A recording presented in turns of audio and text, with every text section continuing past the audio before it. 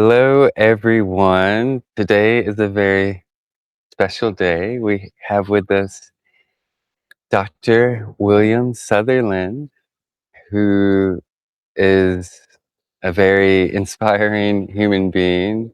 He's a medical doctor, and as I understand it, he's the carrier, one of the last carriers of an ancient Japanese way of exploring this spontaneous energy healing. And I'm here today to pick his brain and do an interview and see what comes out of it, because I did his class the other day, and I've been reading about it, but to actually do it was so deeply inspiring in so many ways, and I want to dive into that today. So William, thank you for being here with us. How are you today? Oh, Welcome. thanks, Keith. I'm doing well. It's I've been looking forward to it since we decided on the time and arranged it, and it's been exciting. I'm glad to be here tonight, and I'm looking forward to the conversation. Yeah, beautiful. So I think a great place to start would be to hear a little bit about your story. Give us a rundown of your life's journey. How did you get here to where you are right now? It's decidedly been nonlinear. That's for sure. Um, I think I always am interested when circles close and the new circles that come out of that. And as a child, from as long as I can remember, I didn't want to be anything else but a doctor. I mean, that was the entirety of my pursuit. So, I mean, I think even as early as grade one, grade two, I had it in my mind that this is what I would be. And primary school with science fairs and biology projects, and my grandmother worked in a lab of quite a famous neurosurgeon in Ontario, Canada. That's where I'm based, just outside of Toronto. And I remember getting to meet him, being in the lab, all of these kind of things. And for the longest time, that was my goal and central interest. And then when I was 14, I found the martial arts and I began studying Japanese karate.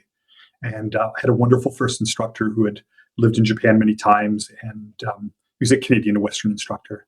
And from very soon after joining the dojo, I became the person who cleaned the dojo. That's how I paid for my lessons. I was affectionately called the dojo boy, because there were all these older men and that were practicing, and I was this young teenager that sort of came in, and that was really lovely too, because that really, well, I would say, like, growing up actually too. I think another important part is my first mentor I would put as my maternal grandfather. I called him my big grandpa. I'm 6'3", but he was 6'5", and you can imagine in that World War II era, I mean, he was a big man, and he was a jazz drummer, and he always had this impeccable sense of rhythm, and he wanted to teach me the drums, and I did want to learn them, but I was so caught in my own sense of self rigidity as a kid. There was a lot of um, I had gone through a lot of bullying and different things earlier. So it was very hard to find my body when I was young. So even the idea of clapping a rhythm, like a simple clap to a song, I had great difficulty in that. And so that never opened, that chance to study in that way under my grandfather's sort of passion and love. But he also had a tremendous love in healing and interest in things. And so I had a keen sense of mentorship because of how close our relationship was. And then in starting the martial arts, again, I found this group of older men that and a tradition, a sense of lineage and discipline and pushing oneself. And so the karate opened up so many things. And quite soon after that, through competing, I caught the eyes of a Japanese instructor in Toronto named Okuyama Sensei. And he was one of the early Japanese Canadian instructors in Canada. And he took me under his wing. And I used to travel down to Toronto on weekends on the bus and train, and I would sleep in the dojo. It was a sort of a Karate Kid type of experience. And so that became a central part of my life. And then when I was 17, I went to Japan on a Rotary Club exchange trip, and I lived in Japan for a year. I came back home, finished high school, went back to Japan for another year, living in karate dormitories, practicing the martial arts, and touching into other traditions. And I really loved being in Japan. On my second trip back to Japan, ironically, I met a Canadian karate instructor in Japan, in Kobe, who had been lived as, I remember his first name was Lanny, I can't remember his last name, but he had been living in Kobe for 30 years and teaching in Japan, which was an amazing thing in his era. Like, this was in the late 80s, early 90s, and he'd already been there, for decades, and had the respect of the Japanese karate community.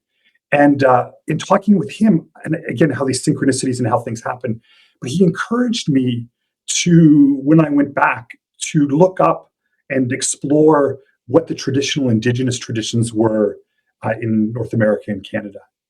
And there was just something about that that caught me. And so I'm at this point, like 19 years of age, I went back to Canada, ended up quitting university twice at 19 and 21, with thoughts of going back to Japan and different things. Ultimately, I found my elders, the Ojibwe, the Anishinaabe people, the elders in that tradition. I got married quite young at 22. My wife was a ballet teacher. We moved out to Winnipeg in Manitoba, Canada. And she taught at the Royal Winnipeg Ballet. And I found my elders, and I started going to sweat lodges and sun dances and different types of ceremony. And out of the sweat lodge came the impetus to open up a karate dojo, which I thought, oh, this has gotten me to here, but maybe, these traditions are what will come next. But it all started interfolding. And my Ojibwe Anishinaabe elder, his name was Fabian Morisot, he deeply saw the Japanese martial arts dojo as a lodge in the traditional sense, as carrying the teaching of respect and the sort of the lineage and ancestry with that. And within 1 month of that coming out of the sweat lodge, I met my business partner who had been in Japan 20 years before. He was an established lawyer. And he was looking to support a new dojo. And that all opened, and all of a sudden there was a dojo and students, and we were going to the sweat lodge. And so that layer came together. And then from there, in that first year of opening up the dojo, I was making no money. I had taken up a paper route to pay for my rent. Here I am, young and married. Karate dojo is not paying the rent in the first year. And one of my students ran a new age bookstore, and he took some pity, and he gave me a job working at the bookstore. And when I was working at the bookstore, I came across a book by a man named Bradford Keeney, and I'm sure we'll talk a little bit about Bradford Keeney. And he wrote a book called Shaking Out the Spirits, which was his memoirs of living and traveling with these healers. And Brad is an incredible individual, and his wife Hillary. Their present work is called Sacred Ecstatics. But Brad was one of these very unique characters in the world. He was a PhD in psychology and in family systems therapy. He was a complexity thinker. He was a student of the famous cybernetician Gregory Bateson. He was a jazz musician. He had a spontaneous awakening when he was 19 that he documents well in his books, that just really opened him up to these mysteries. And from there, through synchronicity and dream and vision, he ended up traveling throughout the world, meeting these various healers. They recognized him, he recognized them. And there was just this incredible, just an incredible tale of his life. And when I found that book, I was so touched by it. And then all the similarities, he had lived in Japan with the Japanese healer Osumi Sensei, which we'll talk about with Seiki Jutsu. He had lived with the Bushmen. He had worked closely with the Ojibwe people, the sweat lodge, the shaking tent, their ceremonies. And so I just reached out to him and said, listen, I've been to Japan. I had studied the martial arts. I'm going to the sweat lodge. These are part of my life. And I read your book, and I was very touched by it. It was a cold call. I just saw that he was a professor in St. Paul, Minnesota. And I cold called him at his office. And he listened, and he said, well, that's great. He says, well, why don't you just come down and meet me for lunch next week? Well, lunch was 7 hours south of me from Winnipeg to St. Paul. So I got up at 4:00 in the morning, and I drove, and I crossed the border to have lunch with Brad. And then when that happened, we had this great conversation. It was a lovely first meeting. And it truly was a short meeting. It was a lunch. He had his work day to go to. But he said, Osumi is going to be here for the first time in America in 2 weeks. And she'll be here at this conference, and she's going to be teaching throughout the days. Why don't you come down as my guest and meet her? And so I did. A week, 2 weeks later, I was driving back down, and in this case, it was to Wisconsin. and I spent that week with Osumi Sensei, and my Japanese was still reasonable at that time of my life. It's quite rusty now, and so we could speak in that way, um, and it really, and then that opened up a mentorship with Brad, where I would go down regularly afterwards, once a month, to be with him and work directly with him, and that sense of touch and transmission and sharing. I would stay at his house, and from that meeting with Osumi, there was an invite that said if I ever wanted to come to Japan to train with her, to be with her, that I could. Um, and so, uh, while we're still living in Manitoba, I had my first two of my later to be four children. But I found with the support of my wife, I made the effort to go to Japan to stay with Osumi Sensei, and I got to stay with her for about a 2 month period, and that was difficult. My wife was at home looking after two young children, and so it was a difficult decision, but it was an important one, and I felt it was necessary in the heart, and hindsight has proven that true. So I got to have an incredible experience with her, and we, maybe in the course of the conversation we can go into that. Coming back home, I realized that, and this was in the late '90s, that my lifespan with karate was probably, there was a choice point. You're always just one knee injury away from losing a career in an endeavor like that. And so I made the decision to go back to school. And so moved back to Toronto, moved into my parents' basement with my two children. Our third child was born while we were there. I went back and finished a Bachelor of Science. I didn't get into medical school right away. I'd originally considered going into osteopathy. I've always loved traditional osteopathy and taken a lot of training in that over time, but it wasn't a regulated profession in Canada at the time. And so the decision to go into medicine, and I didn't get in my first round. And so I ended up doing another 2-year Bachelor of Science in nursing. I worked as a nurse for a year, as an emergency room nurse. I got into medical school, and then later on finished a residency in rural family medicine to become a country doctor. And when I finished, between my finishing medical school and my residency, I had an opportunity to go live with the Kalahari Bushmen in Namibia through Brad's connections. And again, a credit to my wife, because we took 6 weeks of time, and we traveled to Southern Africa. And through Brad's connection, we went from community to community and gathered up the singers and the healers and the elders. And they hadn't danced in quite a while because, like, modernity is a difficult thing. It's affected them so deeply, as it has Indigenous people everywhere. It's a 50,000-year-old healing tradition, and its existence is threatened.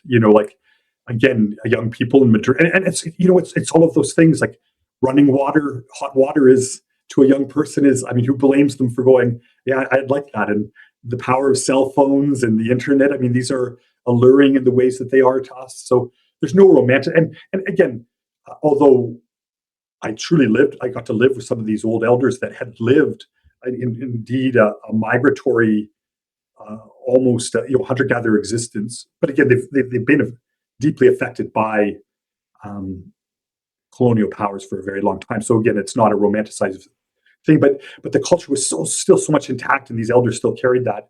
So we brought them together, and we ended up having a number of dances over those 6 weeks, many, many more than had been had. The men's dance, the women's dance. And we got to partake in this 50,000-year-old plus healing tradition. And the thing that all of these have in common, of course, that would brings this to us, is the nature of that vitality, that energetic place, the thing that makes us tremble and shake. One thing I want to add is, what was so lovely is I had Brad then helping to be one of those steady counterpoints in my life, anchoring that throughout. And my other teacher, Fabian Morisseau, my sweat lodge elder, was so good to allow me to foster that within the Anishinaabe tradition. He took a lot of heat for that on my behalf, and I didn't know that until after he had passed away. But he allowed that sort of cultivation of that spirit, of that gift, of that expression, and it was both part of his tradition, that he made it, like, he allowed it to come forward in that container and holding, and he also honored my own uniqueness and individual development in that. And I've been very lucky. I mentioned his name. Another important elder in my life was a man named Clement Crochane, He was Fabian's assistant, and he's the last of my living elders. And so to have the support, of them through over now 30 some odd years. Um, so and those are sort of the major points. But throughout, there's been lovely crossings with maybe for short periods of times with elders and teachers, but they were very like profound and synchronistic intersections that really again affected the course. There's a great story again, maybe today or another time, about Master Duan. He was a qigong master, and his father was one of the last bodyguards of the last emperor of Japan, of China rather. He was actually a Christian from the Silk Road era. He carried a martial art and qigong tradition called Wuji Hundun qigong, and we had this great for over a 2-week period when he was visiting Canada. We had this wonderful intersection of incredible synchronicity that brought us together, and then the exchange of and recognizing that this type of work is its own language, right? That when we shake and tremble and move in a heated, emotional, and ecstatic way, and we touch, like, that is a primordial communication. Like, it is so much more than the stumbling blocks. And I mean, it's hard enough speaking a language, a shared language, and not creating confusion. And then when we have to go across languages, and you realize, no, we can go right to the body here. We can speak from the heart, and there's just a knowing. Anyways, a very kind of long and convoluted answer to the to the question, but It's perfect, yeah. yeah.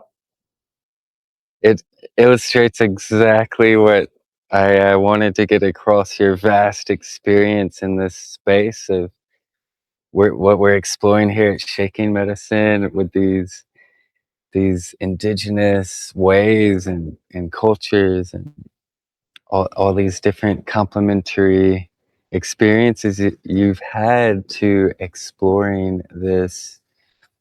We often call it autogenic movement or neurogenic tremoring from a scientific lens, or spontaneous kundalini from a yogic, or zifa gong in the qigong tradition. And I've always been, from literally day zero, day one of creating this, I'm like, yes, let's make this like an umbrella, inviting in all the wisdoms we can find. And I also heard about Seiki Jutsu from Dr. Bradford Keeney's books very early on in my journey with this. I was always so curious. Like, I learned some stuff from the readings, but to finally experience it was super invigorating and inspiring. I got a lot of takeaways from that one class I did with you.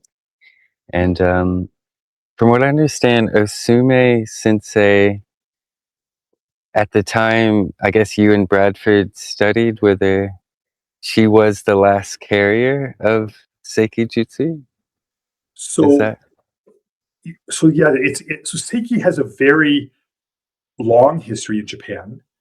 Its origins are uncertain, like all folk traditions. Like, there wasn't a specific sort of um, Okay. origin story to it. It was sort of part of the culture, uh, and and and there was actually through another person's experience, I was able to trace another lineage. And yet the expression was the same, but it wasn't sort of a shared recent lineage.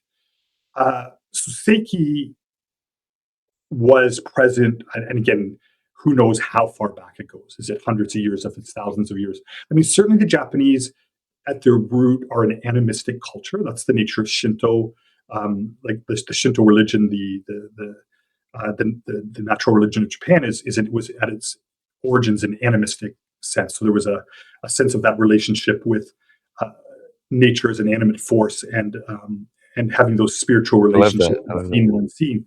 So that's their root. I mean, and of course, when Buddhism came, it deeply took on that Shinto ethic. It became imbued with that. So, of course, along with animism, you're always going to get a shamanistic expression as well, too, right? Because that becomes kind of the human expression of those relationships within the human relationship, and mediating between them and the natural, and the ancestral world. So wherever it started, there was things that came up that would say that it was old. So the last, everybody will know the word like the shogun and the shogunate, like this. So the shogun was a period of ruling um, in Japan, and the last period of that was called the Edo period. And I can't remember; it was a couple of hundred years, but it had gone on for. It was sort of a time of stability where Japan had been unified under one military war leader. And then there Was that was the age of the samurai? That that's right. one? Well, the samurai has a number of ages, like the warring age, and this was like the last age of the samurai, which was called Oh yeah, yeah. The Edo period.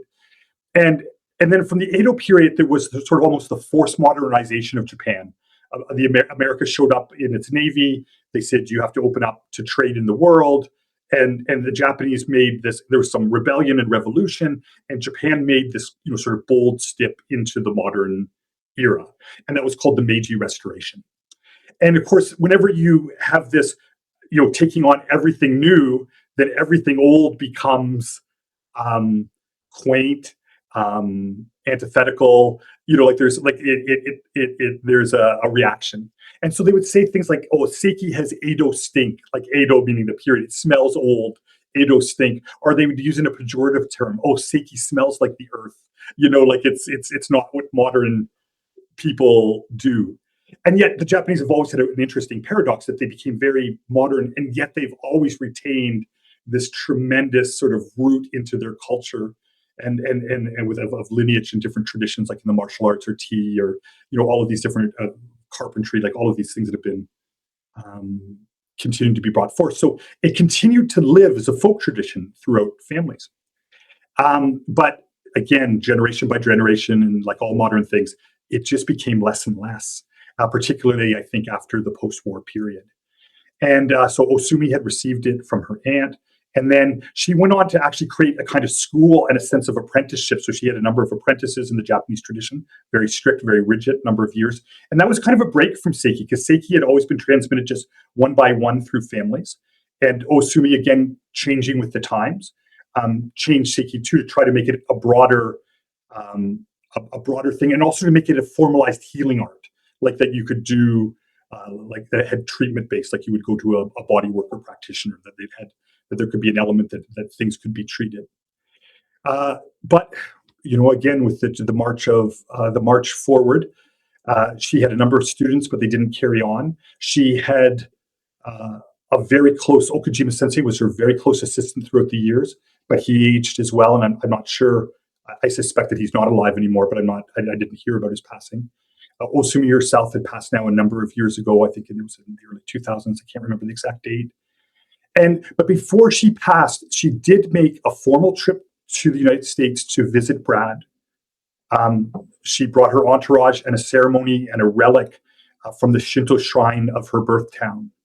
And she wrote on it, and she actually formally passed the lineage on to Brad. And it was also to Brad and to Okujima Sensei. Now, as I said, Okujima Sensei, I think had passed on with not passing it on. And again, this is all to the best of my knowledge. Like searching the internet, ChatGPT, people in Japan, trying to find out, is there anything left in it? And again, nothing really coming forward. And so Brad is the formal lineage carrier of Seiki and Osumi's tradition. Like the one formal teacher of Seiki Jutsu now. In terms of like when you think of the holder of a lineage, that would be Brad. Yeah. Like who has the say to like train the next teachers or something like that. That's a very interesting thing. I don't think that again it doesn't have that kind of rigidity.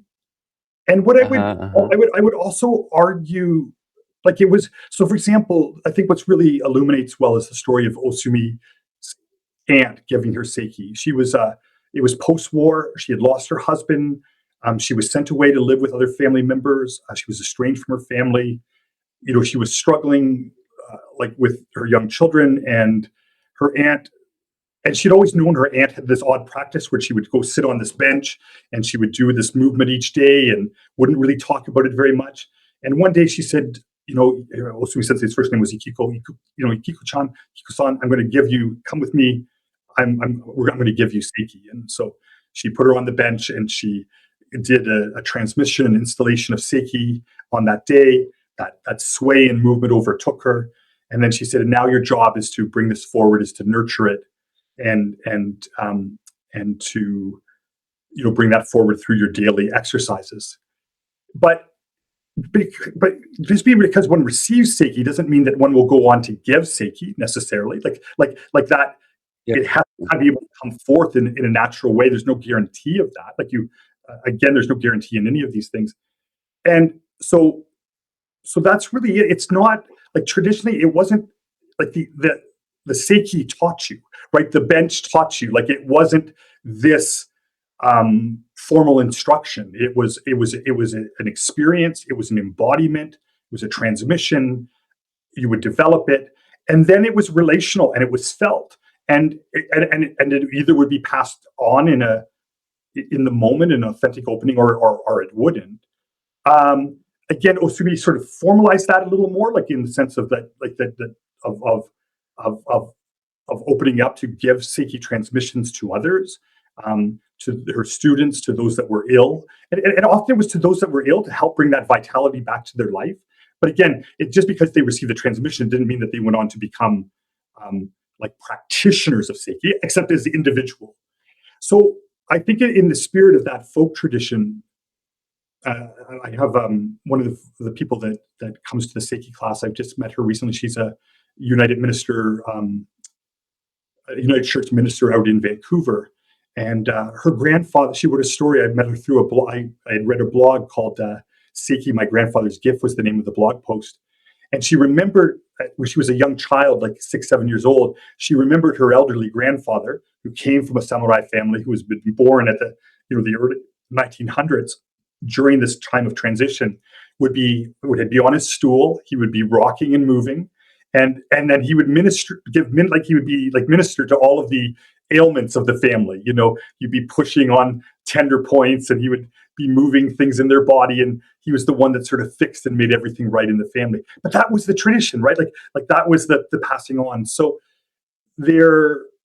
it's not like the Western mode that says, oh, there's levels, and here you're a certified teacher, and you've attained, and you're like, there's a formal thing of mastery.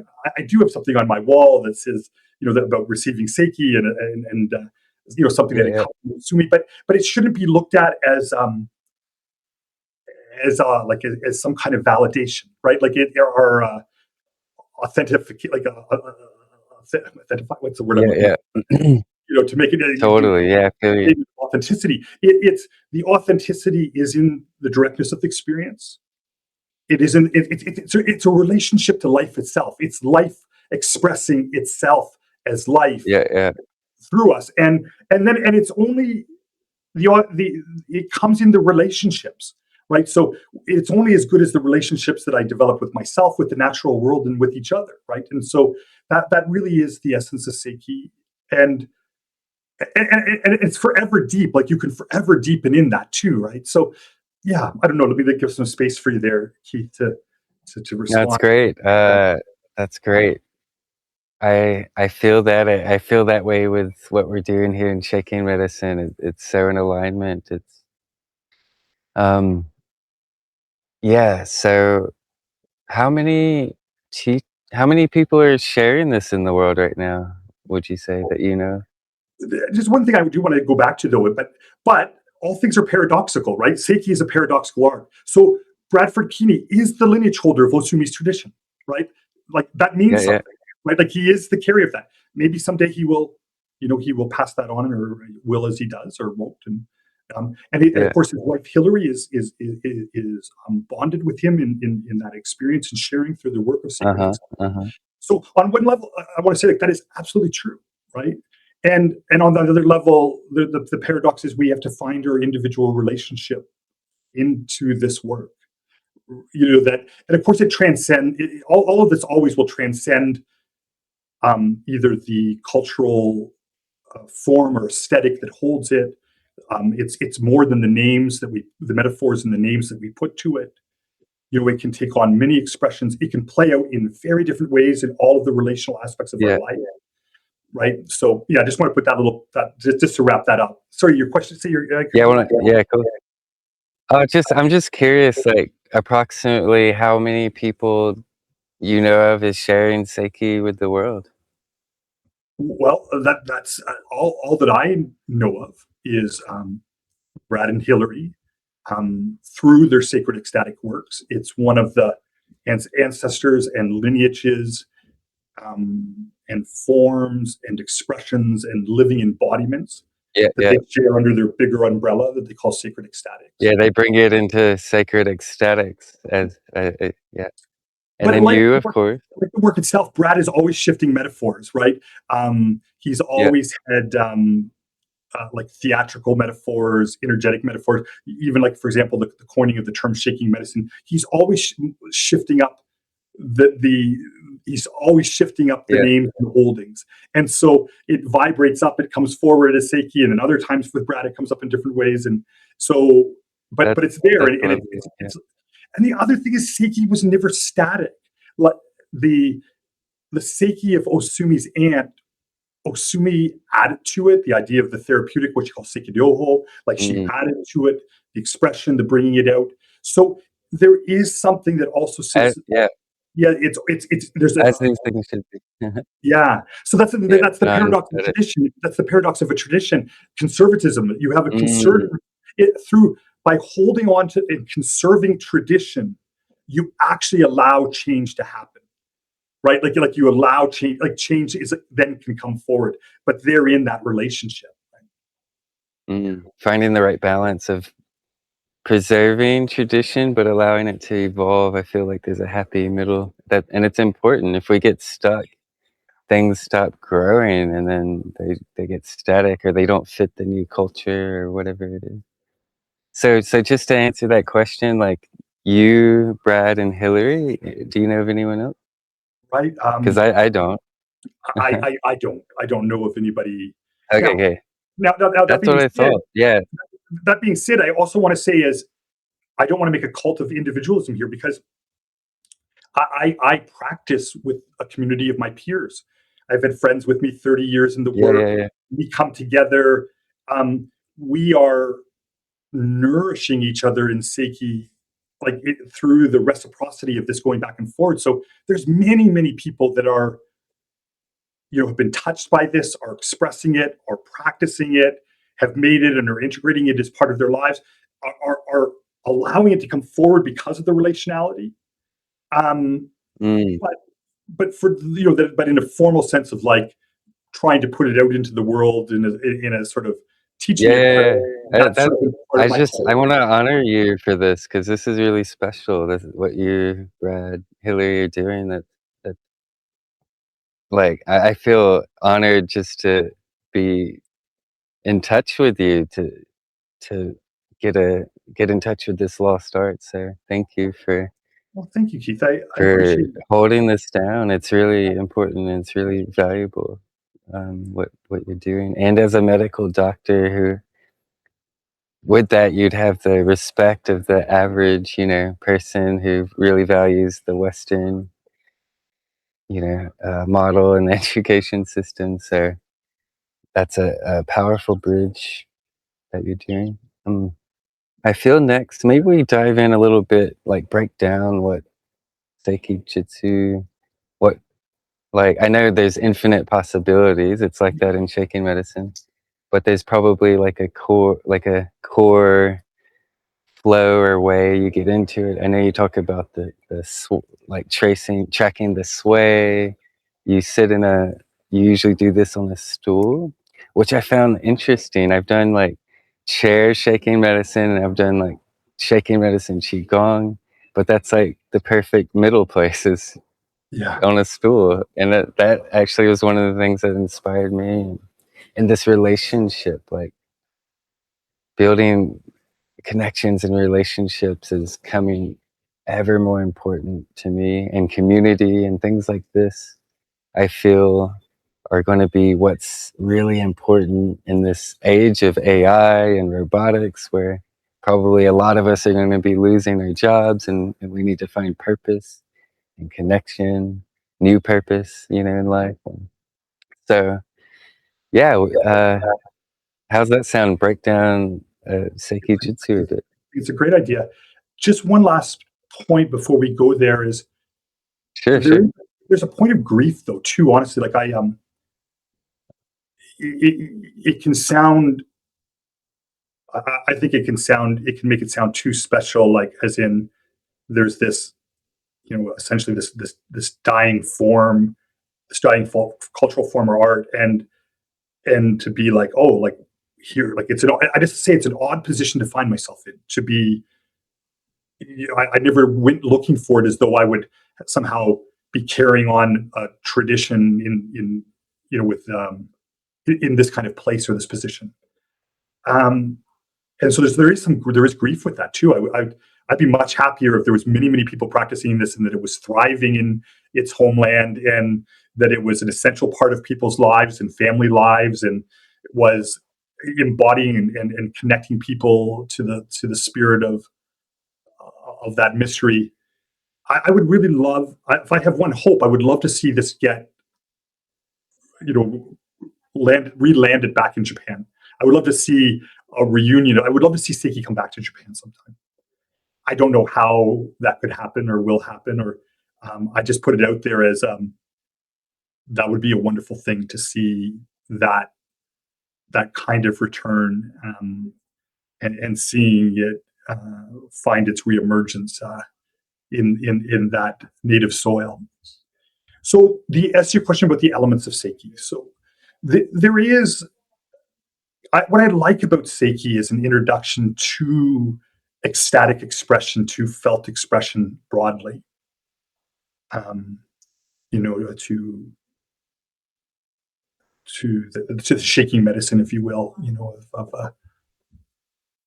the coining of one of Brad's books, right? It was in that way.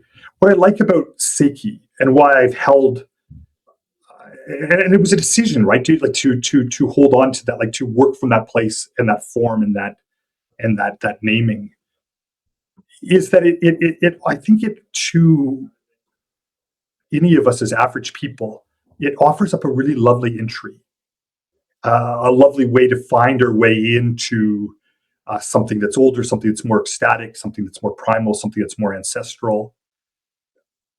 And and there's sort of those interesting truths that, like, total freedom becomes no freedom at all. And so what Seiki does is offer up a number of constraints, and within those constraints, you can begin to find yourself in this movement. And more than that, it's not that we're trying to find ourselves in the movement. We're trying to coax the movement to find us, right? I say to everybody, none of us are doing Seiki until the moment we are. Until then, we're tinkering, playing, coaxing, planting seeds. But ultimately, Seiki is an expression where life moves us, right? Where it expresses us in a direct A to A kind of way. It's not our doing; it's actually a non-doing, that brings the sort of potent kind of creative possibilities through. And so Seiki, as I see it, kind of divides up into threes in a number of ways. So there's three aspects to Seiki broadly. There is the notion of transmission or installation. I gave the story of Osumi's aunt, installing or giving her Seiki, and in the traditional Seiki tradition, that is the start. Although, again, like I was saying, we're always changing things, and I don't actually see it as the start. I see it as a snake eating its tail, or a dog chasing its tail. That these are actually circularities that inform each other. But in the traditional sense, you started with the transmission or the installation, and the person receiving would be sitting on a stool. And just to give you a sense, like the Seiki bench, the Seiki stool looks like this. That's beautiful. It's part of the Japanese aesthetic. The Japanese, of course, always treasure this, like what they call the hara, or the tanden, like this aspect, or the dantian in Chinese and Qigong. And so the notion of the sumo wrestler, like with the big hip, belly, glutes, this is like a pyramid is the source of power, versus the inverted Western sense of the wide, broad bodybuilder shoulders, right, as the source of power. So the Seiki bench kind of channels or captures that sense of rootedness. But honestly, I just like working on bar stools. From a pragmatic sense, what the stool does is you want to have your hips higher than your knees so that you're not collapsing your pelvis.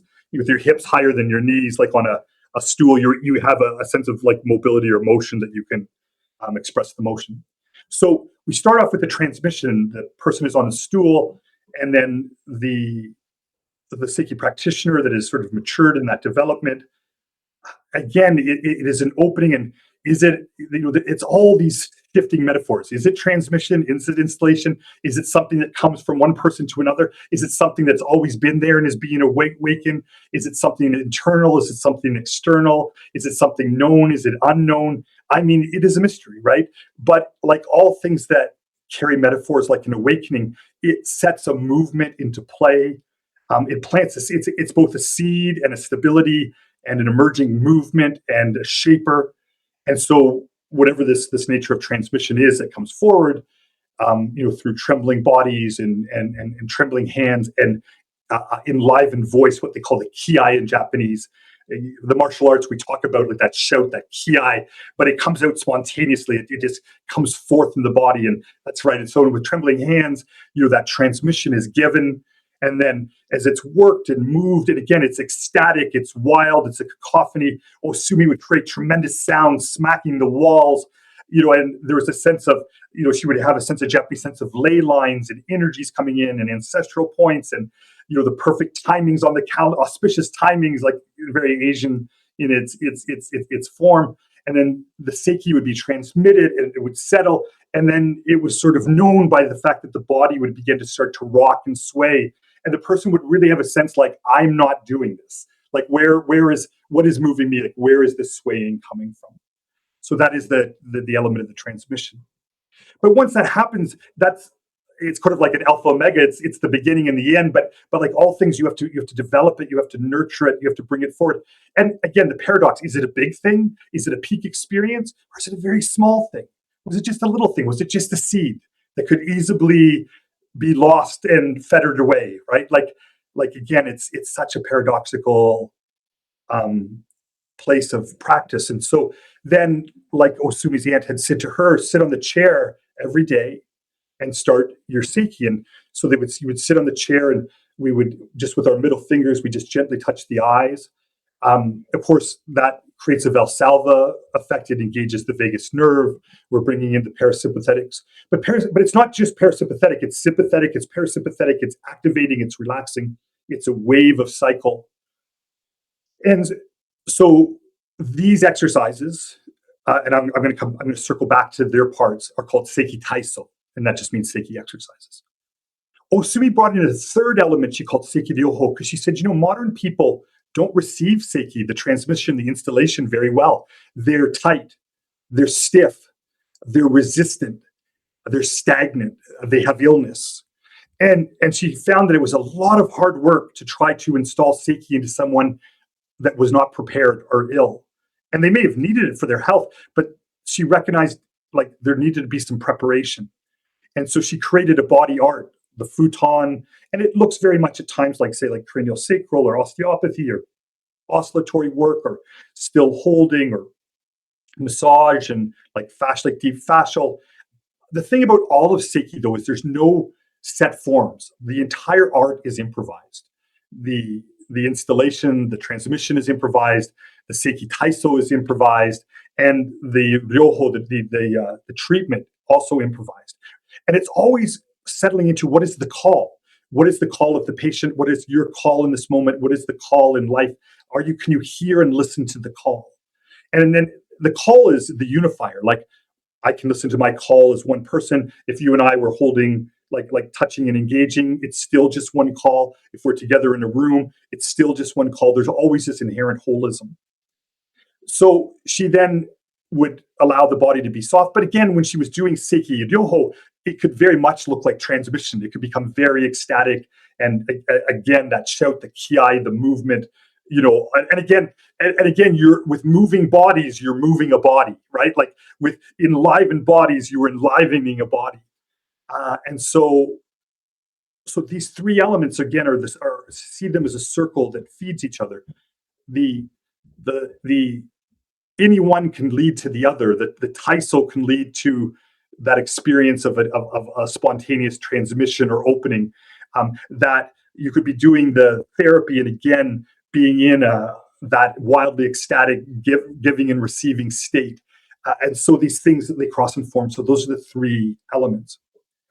Now back to the main sort of developmental practice of Seiki Taiso, which is the class that you joined me for. There's sort of three, think of like a braid and three weavings, like a weaving of these three braids. And again, they're cybernetic, they cross and form, they feed back. And that, and you know, you're a physicist, Keith, so you know the three body problem, right? Like if you have two things, you can predict quite easily how A acts on B, but the minute you bring a third element in, you know, we get all of these crazy things, chaos theory, sensitivity to initial conditions, you know, all of these, you know, wild variations that can happen from initial starts. And so we have these three elements. The first is the sway or the swing, like the sway or the swing. And it's just a very gentle remembrance. And again, I'm a big believer of metaphor in Seiki. So what were we before grade one? And the teacher said, sit still in the class, shut up, listen. You know, what was it? What were our bodies moving? Kids are always in motion. They're always in animation. What was it like to be held? What was the rocking in our mother's arms? If you've had our own children, what was it like to rock and hold them? Right? Easy remember. What was it like to be on a swing in the playground? Embryologically, what was it like to be in the fluidity of the womb and that fluid expression? There's that evolutionary expression, ontogeny, phylogeny recapitulates ontogeny, or one way or the other. The idea that all of those embryological traditions, you know, of right back to our ancestry into the animal lines, the idea right back to the primordial sea when we were literally sessile creatures attached to rocks in the tides, you know, or fishes moving or jellyfish, you know, what are these kind of things? And so we start with the sway, the swing. And then I break it down and say, well, we can start with an oscillation. The spine is a singular unit. You know, does it move back and forward? Does it move side to side? Does it find itself moving in a circular orientation? And then we can bring in a next level of complexity of undulation, right? And all of the components of the spine, the C's and the S's, and to start to find that fluidity and that freedom in the undulatory movement in the discovery. Then you start, you know, the notion of torsional, you know, how is the things rising and falling, you know, in these torsional senses. Now, those are the foundational movements, but then as we find them, how do they shift? You know, for example, do they shift from a rock to more of a roll, of a tremble, of a tremor, of a vibration, of a shake? You know, does the belly start moving? And these things are more likely to happen when we'll start talking about the other two aspects as these things cross and form. And so from the sway upwards to a formal expression of a kind of dance, like in the Bushman sense, and maybe today or another time we'll talk about that. Like, think of them like ladders. So it's the one element, but it can keep increasing its complexity of expression. Okay, so the next one then is the breath. And in Seiki, we just start with the breath as it is. Nothing special. It's not, there's nothing trained in it. So unlike, say, like a yogic breath or a pranic breath, where we're going to hold for a certain number of counts and exhale for counts and lock the breath. And by the way, I'm not against any of these things. I'm just saying Seiki doesn't come from that type of mode of organization. It is always this a spontaneity of its own shaping. So we start with the breath as it is, tongue on the roof of the mouth, just noting the breath. And often when we note the breath when we start, it's difficult. It's tight, it's constricted, it's held, and that's fine. We just meet it as it is. And then we say, okay, well, how does, again, going up the ladder of breath, what would my breath be as it is with an audibility? So, you know, here's my breath as it is, and if I add an audibility, you know, then that's sort of the next level. And then from a breath to a sigh, we maybe go to a moan or a groan, which might become a tone, which becomes a chant or a rant. And maybe at some point it becomes a song, and the song sings you. You know what I'm saying? Like there's, and again, it's like, and it's going up and down the ladder. And now all of that is combining with the first rope. as you're going up and down the ladder of that. And my breath now has taken my sway and made it a pump, in the belly, and that starts to come forward. So that's the second strand. And if we think of the third strand in the braid, the braid, it's of touch and gesticulation. And the simplest touch is just to note the hands on the legs. Like as I start to rock my body, my hands start to find a kind of natural just up and down on the leg. There's touch, there's tactile contact. And then to think of the hands, there's different metaphors that enliven the hands. One is to think of it like dowsing for water, dowsing for oil, dowsing for electricity, allowing the hand to start to douse the body. Where does it want to douse to? Like, and again, it doesn't need to, it's dowsing to the call, right? It's dowsing to the call.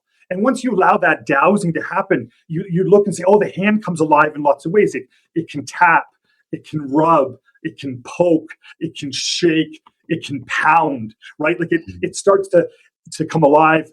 Another nice metaphor is to think of the body as a percussive instrument, like or a piano. Like how many ways can you play the body musically, right? To allow it to start to come in these different ways. And again, it could be on the body, but it also can be off the body, right? Is that the hands and the legs start to find a freedom. And the bench allows this kind of freedom in its rock for things to both connect and to be free and to fly.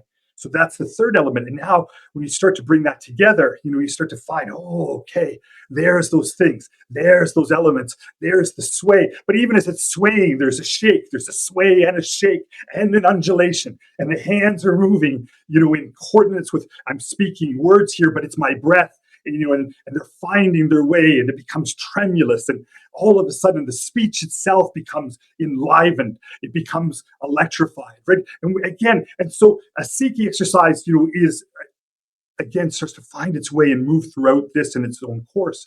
Now, I don't want to make it sound like it doesn't need to be big and ecstatic and crazy. I mean, it becomes those things in time, but I really want to emphasize the sway is enough, the swing is enough. The breath and just the sigh and the beginning of just simply finding one's voice again. Evoke, invoke, vocation, the notion of finding our voice through the breath and becoming reacquainted with the intimacy of touch, including the ability to just listen and attend to the call of one's own body, right? In these sort of simple ways. And so I just want to say, this is always enough. Right. I know that you and I both love the vigorous ecstatic shake. I love it. You love it. I know, the problem is people think like it's something that we're trying to obtain. Like we're trying to be wild, ecstatic, and they make it. And of course, the more you look as something I have to obtain, you just keep pushing it away, because in the end, it's an act of grace. Like in the end, it's our not doing. Right. And so I think just coming back to metaphors of play, of enjoyment, of remembrance. I spent hours on the swing as a kid. I loved the park swings. I didn't need anything more than the park swings. They were enough. I remember the first time I floated in the Pacific Ocean, all of that salinity, and just being in that depth, and it was enough. There was a slight worry of great white sharks, but it was enough, to just be like, wow, I'm in. And so in the same way, I think that we start off with the invitation to Seiki is just to start to explore these things. And rather than an answer or something we're searching for, it's just to hold the question, what would it be like to be expressed by life, to be moved by life? What is a spontaneous movement? What is a natural movement? And we could talk about what that means on multiple sort of levels, from the purely physiological to the deeply, to the embodied, to the deeply expressed mystery, that can come forth both in a spirited way and in the mystery of spirit. But anyway, though, that's kind of Seiki in a bit of a nutshell as I see it. Osumi might have articulated it slightly. This is the interesting thing: the Japanese never articulated it until foreigners came. There was never instruction. Osumi's aunt said, "Sit on the chair. Here's the transmission. Good, you've got it. Now go sit on the chair for a year, 2 or 10 every day, and don't ask me anymore." And the martial arts used to be that way too. And then the foreigners come and they've got 100,000 questions, and we have to come up with the Japanese had to come up with explanations, and I like explanations. I do like talking about so. Again, I always want to say I wouldn't say that these are necessarily Osumi's words, or they're not necessarily Brad or Hillary's words, but they're reflective of my relationship to how I've come to understand it and how I've come to learn to share it with others. Yeah. That's really beautiful. Yeah, I love your words. They're super inspiring, especially as I felt the Seiki coming alive and you as you were expressing, and it was like all this poetry was starting to flow out, and I was like taking a few notes. I was like, wow, that's gold right there. That's so good. But yeah, that's what happens is when this energy touches us, when it moves us like that, that's when spontaneous energy downloads and just inspiration just flow effortlessly, wu wei, effortless action. Um, I would actually, towards the end there, you mentioned describing a bit on the physiological level and the more spiritual level what it is for this spontaneous energy to start moving us. I'd love to hear your take on that. Yeah, it's If you want to go in there. I do. I really had to look at my biases with this over time. Like you know, again, I never want to put words into Brad's mouth, but he was always very clear to say to people like, I mean, the experience with the Bushmen and these other cultures and the depth of what that embodiment is and could be, and and where it could take you in all sorts of spirited, mysterious ways, mystical ways, even. He was always quick. You see, because Western people always want to put it into a box of their knowing, right? Oh, that is this, right? Or that's like this, right? And he was, at least from my observation, was always loath to like, and he was always trying to shake and shift things up such that they would never put that in that box. Um, and yet, human experience is a unity, right? Like it isn't a bunch of separate experiences. It's part of the unity of being wholly human. And so we have bodies, we have biologies, we're products of evolution, we have a nervous system, and and I work as in part at times as a psychotherapist, and so with and again these sort of these cliche words that get bantered around now of trauma and trauma informed and the different therapies and things like that, but but it is an amazing thing when you start to work with the body to see that and it shouldn't be trivialized. Like the nervous system, the hormonal system, the body, and all of its the immune system, all of its agencies working in concert. This evolutionary wisdom of billions of years. These are amazing things. Like these are incredible things. And like for example, like the Peter Levine, obviously with his work brought the attention to sort of somatic things and all of these kind of things. But I remember it was a reference about it was a video that had come that he had I'd heard him reference. It wasn't his video, but it was a video of an impala in Africa that had been taken down by a leopard. And they catch it. The safari people catch it, and literally the leopard has its jaw like it around the impala's neck, and the impala looks dead. It's just limp. Now it hasn't died. Now, luckily, at that very moment, a baboon troop and a bunch of hyenas come onto the scene, and the leopard's like, "Damn, like I don't want to have to deal with these guys." And he kind of picks it up and let's go, and the impala just limp drops, right? Like just limp, picks it up again and limp drops, and but the hyenas are coming and the baboons are coming, and the leopard takes off. Anyway, the baboons chase off the hyenas, and everybody goes, and the impala is left by itself. And by all accounts, it looks very injured, very, very dead. And and so, but all of a sudden, and it's not, it doesn't look like it's breathing, like its breath has been held. But what we've seen is like a very powerful, you hear like fight or flight or freeze, and the freeze is always the Hail Mary. If something thinks I'm dead, I might live if it just leaves me be, right? Like if I don't fight anymore. And so the whole system is turned off. Then all of a sudden you see erratic breathing in the belly, like a very chaotic breathing. And then you see that breathing, that abdomen, that diaphragm start to normalize. And then all of a sudden, and its eyes are glossy, it's checked out, it's completely not there. All of a sudden, something comes back to the eyes and it pops up to sort of its legs and its in sort of bent way, and it's shaking and it looks like, oh gosh, for sure it's been neurologically damaged. The spinal cord must have been crushed by the leopard's teeth, and it's doing this, and you're thinking, poor creature, like nothing but pity, for what's happening. And it's shaking and it continues to shake for 2 or 3 minutes, and then all of a sudden it pops up and runs off like nothing has happened at all.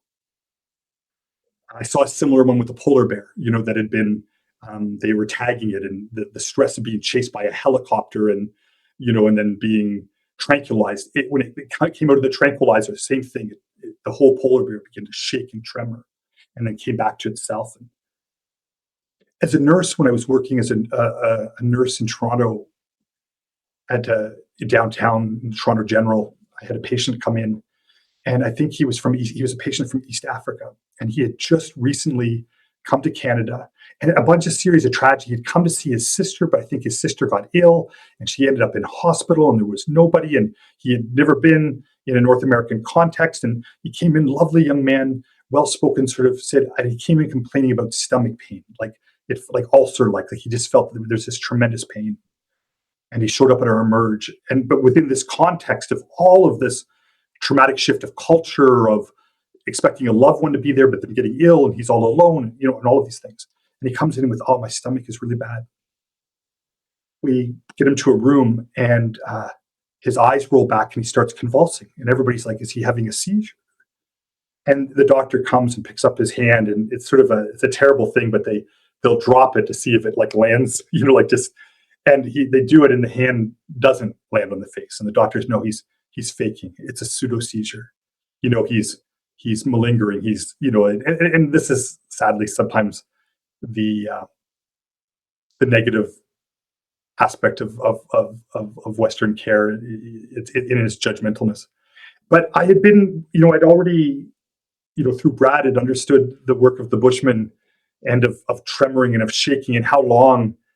I remember Brad sharing a story with me about the movie "The Gods Must Be Crazy," which was where the pop bottle comes from the sky, and it was an old movie in the 70s and 80s, and it was actually with the very Bushman group that I lived with in Namibia, was one of their people, and he became very famous in South Africa. The movie was a big hit. If you have a chance to watch it, "The Gods Must Be Crazy," it's a beautiful movie. But I've seen it. Yeah, apparently the actor, though, the main actor, after a number of days into shooting, for a whole day went into a kind of trance like this, and they couldn't bring him out of it, and he just shook and trembled. But you can imagine the shock of being on a movie set and all of these kind of things. And then after he was done, he popped out and he went back to the movie. So same with this young man. He trembled for about an hour, and I said, "Can we give him an hour?" And before, because they were going to call psychiatry and inform him and put him in the hospital. And I said, "Can we just give him an hour? I think that this is a cultural expression. I think he's working through something." And my advocacy worked, and he said, "Okay, you look after him, but we'll see." And sure enough, about an hour later, he stopped trembling, he stopped shaking, his eyes opened up, and he was calm, and he looked at me and said, "I actually feel much better now. Thank you. I think I can go." And he left. And so I think there's something incredibly powerful about this. And of course, out of that, we have TRE, which is the founder. The story of the founder of TRE is wonderful. His service work, his mission work, working, was it in the Bronx or Queens, with just the people that were the most excluded in life, and how he came to work with those trembling motions, and recognizing that certain positions of holding our bodies in certain ways would create a kind of exhaustion that would allow that naturalistic tremor to come forward.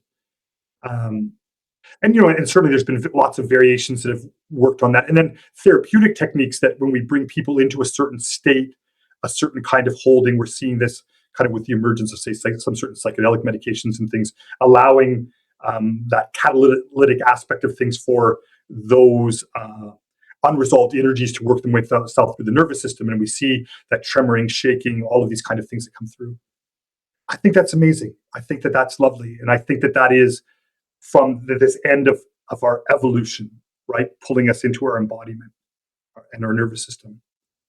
But what I would say is we can't stop there, right? Like there is so much more that it's not just physiological. It's not just a nervous system event. I think the next thing is then how does that let us come into our embodiment? Um, our embodiment in movement, in relationality, in touch, but also the creativity in our life, in our forms of our artwork, in our craft, in our broader loving in the world. Like, so now how does this tremor, like, how does this translate now into something that is more than the physiology, more than just shaking off trauma, more than just a reset, right? Like, what does our health, because it's delivered us into health and wholeness, right? It's delivering us back into our wholeness from the fragmentation and disintegration of trauma. But now that it's delivering us back into our wholeness, what does that offer? I mean, Keith, I think you and I are good examples tonight. Like I reached out a number of, well, a couple of years ago now, I guess, when we found our way back into talking. And through this, we're starting to, I love right now in this moment, like your eyes and you're like, we're starting to find our dance. So we're moving in a tremor and a shake and we're feeling that frisson, that energetic, that thing that moves.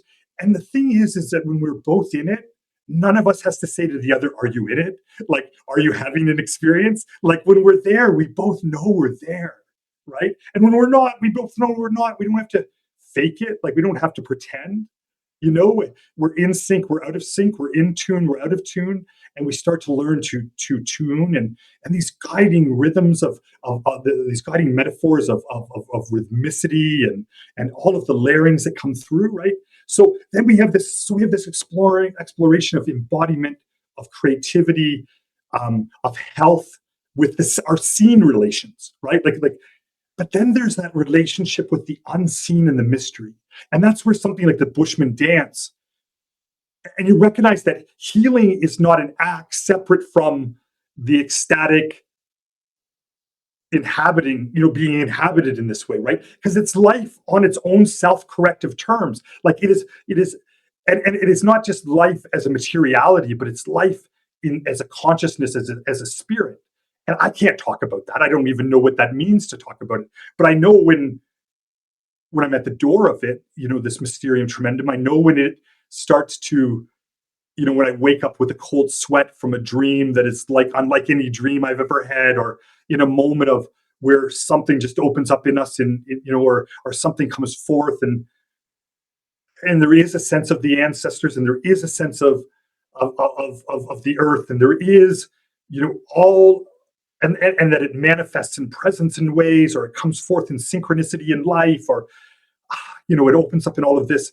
And somehow that's about the stars, that's about deep history, that is about the unborn, there. And so I remember my elders had an expression in the sweat lodge. We're in this little tiny dome and there might be 10 or 12 or 15 or 25 or 30 of us packed in, and they're like, yeah, but how much more is in here than just these bodies, the ancestors, the unborn, like how big is this room, what are we actually in relationship with, what are we actually moving with, right?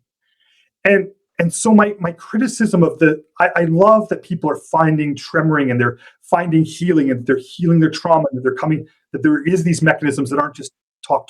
And I'm kind of ashamed of my talk today, but it is a podcast, so forgive me for my talk.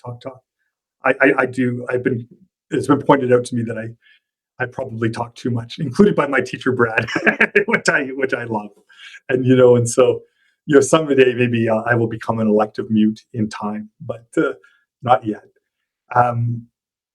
So I love that they're there, but then how do we now? And this is where I see my work now. Like, how do we start to engage that gentle relationality with I have a grandson coming on for May to be born on the way. I'm so looking forward to day one, week one of holding my grandchild, right? And starting this dance of relationality, this dance that's already started in my daughter-in-law's womb with my son's touch on her belly, like the kicks and responses back, like that's a lot more than tremoring. Do you know what I mean? Like there's love now, right? There's love. Like there's a love that is coming in, right? We start to feel that word. in it, Oh, right? I And love that.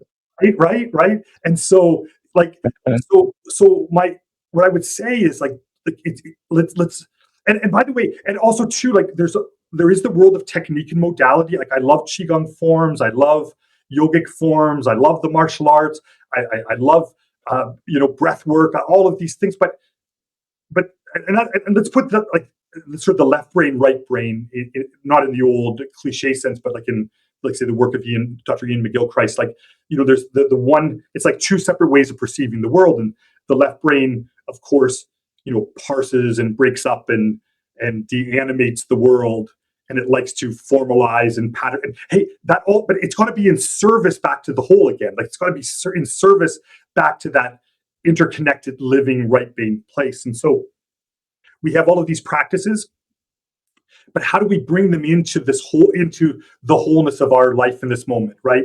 How do they serve it? And how does this spontaneousness create new practice, right? Or re-enliven those forms and bring them forth newly, right? Newly, beginner's mind over and over. So there's that there. And then there is the mystery, right? Like, and again, I don't know what to say, like, other than that's longing. Like, there's always this deep longing to connect to that, to be with that, to open to that. And that just never ends. Like, to know that my grandparents are with me still. Like, I started this talk about my maternal grandfather, but I could have talked about any of my grandparents, their love for me and raising me, right? Like, so how are they with me in this? Like, what is this expression? And at the end, I can talk a lot about this end, like the nervous system, physics. And again, even then, I mean, biology is so infinitely deep, as is evolution. But it lends itself to theory and words. But this other end, I don't know. I don't have words for. I have nothing to at all to that could ever hold that. It's what holds me, and my words. And ideally, at that place, there is no words. The words fall away, and it will sing me. It will tone me. It will voice me. It will move me. It will dance me. It will bring forth. And if it brings forth a statement in words, hopefully, if it is true, it will be wise, but not because I am, right? So, yeah, yeah. Mhm. How's that? Well, perfect, perfect. That reminds me, so in my creation of shaking medicine qigong now, a spontaneous style qigong, uh, one of the philosophical texts is the Tao Te Ching, and chapter 1 says the Tao which can be named is not the eternal Tao. And that's exactly what you're saying. It's like this realm of spirit and energy, and when we're both in the Seiki, we just know that it doesn't need words. It's energy, it's senses, it's feeling, it's intuitive, it's in a gut intelligence, a heart intelligence. It's not a logical thing. And so getting to that space is really the balance of all these controlled practices, which are important. I agree. I've come to terms with it. It's just that they need to be balanced with these kind of letting go of control practices. So and, finding the and I would balance of argue the it's not yin a and balance. yang. It's not a balance like this. It's they're nested. This broader, Mm. like you mentioned, the wu wei, like this broader expressing is primary. It is like life is always primary. And then there's that misted secondary, what life is birthed. It's birthed these practices, it's birthed these forms, it's birthed these creative expressions. And that cycles back ideally to serve this primary birther, right? The mother of it. But in our world, we create inversions, and what's secondary we make primary, and what's primary we make secondary. And whenever you have an inversion like that, you get a pathology, right? You create a pathology. Like, for example, ecology is always primary, and the economy that ecologies birth are secondary. And ideally, an ecology and economy would be in harmony with each other, right? It would cycle, right? The economy would enrich and feed and grow its ecology, but we've inverted it. We've made the economy primary and the ecology secondary, and that's a pathology. So I think a lot of this work is about correcting those inversions and the pathologies that come from it, and putting it back into the right relationship. So they're not balances as they are, yeah, as they are nested relations, right? And so, Mm. and I think that those kind of switching of how we see it is actually quite important. Epistemologically, that we start to sort of see, oh, there's other kind of dialectics that maybe, I don't mean more correct in a right wrong way, but more correct in on life's terms, right? Like as how we it lives us. Uh-huh, uh-huh. Okay. Yeah, very, very interesting. Very Can I just throw one fascinating. thing? Because you've read the book, Brad's book, Shaking Medicine. I know you've referenced it in your talks before. And I invite you to go back.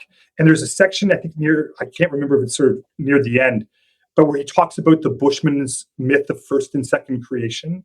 And he retells that mythic story of the first and the second. The first, the timeless, the ever changing, the ever shifting, the ever moving, the ever present, the ever living, the unnamed, nothing sticking. And then the second creation, where first creation all of a sudden births the world of names, of time, and all of a sudden illness comes forth. Um, uh, Mm, Words, language, the stagnating and mm. capturing of that. And yeah, and so then this becomes the foundation mission for the Bushmen that says, yes, okay, we live in the second creation, but how do we keep returning eternally back to the first? And so in that way, like to just wrap up what we're saying about from the physiological to the mysterium tremendum and all of that embodiment in between, like, yes, we have senses of a world of bodies and individuality and namings and theory and understanding and all of these things, and then there is this other world of both, including the biological, but also that unspeakable, like where everything is shifting and changing, right? Like that and that really the return to health is the returning back to this first creation. And so I really encourage you to go back to that in the Shaking Medicine book that Brad wrote. Read it and share that with your students, because to me it is actually like such a beautiful mythopoetic expression that becomes really essential and guiding in the work. From a scientific perspective, if anybody would like to delve in, the work of Dr. Ian McGilchrist, the first book he wrote was called The Master and His Emissary. Brilliant exposition of both how this is an internal reality, but how it shapes culturally of the left and right hemisphere. And then his more recent one, it's a 2-volume magnus opus of, I mean, it's brilliant. It's a lot of reading, but it's brilliant, called the Matter with Things. And so if you're looking for a lovely philosophical articulation, both biological, he's both a physician and a PhD in English, English study and philosopher from Oxford. And so he worked as a neuroscientist and psychiatrist, but he worked in the arts, and he just has such a lovely understanding. So I just invite those as some resources Yeah. for your community. And by the Yeah, way, yeah, I'll dive into. any of Brad and Hillary's books, on any of these things. I mean, they've written so many from different facets, from ceremony and culture to therapy to art and creativity. Those are all, of course, excellent things to further the if there's Mm. any enjoyment in what we're talking about today. Uh, I've really loved all of Dr. Bradford Keeney's books I've read so far. They've all been super inspiring. yeah. Um, so is there anything else you'd like to touch on or share today? Oh my gosh, there's always so much. Before we, as we were saying before we got on the recording, I think this feels like a nice spot. This feels like a nice it feels like a nice spot, right? I don't know, like in this moment, Yeah, um, yeah, yeah. I'm really enjoying um, celebrating the relationality of this conversation. What it's, I feel like, oh, there's a lovely momentum I'll carry into the rest of the week, into my sleep. We mentioned that maybe we'll have a call where we actually do more of the embodiment. There was moments tonight that it started to shift and move, and I think you and I were both enjoying the Yeah. beginning of that. And I would love to have that call and response play. I think that's great, and maybe another time it'd be lovely to honor and discuss the Bushmen, the descendants of the world's oldest people and the world's oldest healing culture. That's another lovely. We're in sync because that's exactly what I was thinking, a class, and I also wanted to dive into the Kalahari Bushmen more, but I feel like that's could be a whole 'nother hour and a half call or so as Yeah, well, so I love these seeds, I'd love to follow up on these seeds, and, yeah, it's been incredible sharing this dance of a discussion with you. I feel the people will feel our spirit in those moments of rising into it, the Seiki yeah. energy. That's it. That's it. I love it, and it is that Mm, rising into it. And by Keith, let me thank you. Let me thank you for your enthusiasm, and and for the invitation. And when we talked about the softening and the receiving, when people are so enthusiastic and honest, and they love it like you do, it's so very easy to share, right? Like it's so very mm. easy to share that, so let me and let me really just give gratitude for all the receiving you did of those tsunamis of pent up sharing that I wanted to bring forward, and to give me the space to do that. And if I may just put an invitation to everybody, um, I do offer it's an experiment. Again, how do we keep it moving in the world? I've started to do some of the Seiki Taiso, the bench work, again, with the idea that even through distance, Zoom, online, countries, time zones, that we could get onto the bench, and then through that cybernetic loop that we can maybe, if if the blessing and grace is there, and we're open and in our playfulness, and honest in our longing, that we can find a way to fall into that place of Seiki, and let it fall into us. And so I've started teaching some Seiki classes, which are freely offered. And I and it but it is with that sense that people bring their passion and their sharing, and so yeah, so if anybody, they can reach out to you, and you can direct them if that's something that people have an Yeah, interest in. yeah. And I don't want that to come again. Please, I don't want to. I'm not in a place. I don't want it to come across at all as sort of kind of shameless It's self promotion. perfect, it's perfect. Yeah, because it's not. It's I not that. wanted that was Yeah. That's what I wanted to exactly what I wanted to do next. We're so in sync. I wanted to send people to do your online classes, and I'll link it up in the descriptions of this video and this in my shaking medicine school community and such. I'll put a link uh, with this video so people can find you. And for the people that are Um, watching that aren't part of what you're doing already, I encourage them to, to look up your work, and again, because I think we're always fight like, what is our entry into this, right? What is we just need the one gate that opens it up to that immensity of all these other possible gates, and to that, to the immensity of what this is and could be. And I think, them starting with, and what I love about your work as well too is, again, you're teaching what you love, right? Like you are sharing the very experiments that you are working with and through and to. And so that, I think that's always a good sign, right? Like that we have to, I think maybe as any type of leadership that we may bring, is we have to love it the most. Like we have to really, like to acknowledge the longing of that. And so, yeah, so whatever the levers are that can bring us into this, I encourage everybody to follow those. yeah, thank you. Yeah, it just takes one way in, and then they all start to make much more sense. So, yeah, I have a shaking medicine community with the place to start in my ecosystem is, well, either just message me. I love to build relationships and connection, and or dive into our first course there, the beginners course. Not that I try to balance out this idea of levels, but yeah, it's just the intro place to begin, breaking it down very simply. Um, but yeah, thank you, Dr. William Thank you so much. Sutherland, for Thank you so much. holding this lost art of Seiki Jutsu, one of the very few in the whole wide world. It's super incredible to have you here and to help preserve this wisdom and knowledge. I look forward to having you again to share some more. Again, I'll link your incredible classes so people can find you more easily. And just, yeah, thank you so much. Thank, thank For, you, Pete. Till next time that we have a chance to talk. Thank you. mm. Have a beautiful day, William and everyone. See you in the next one.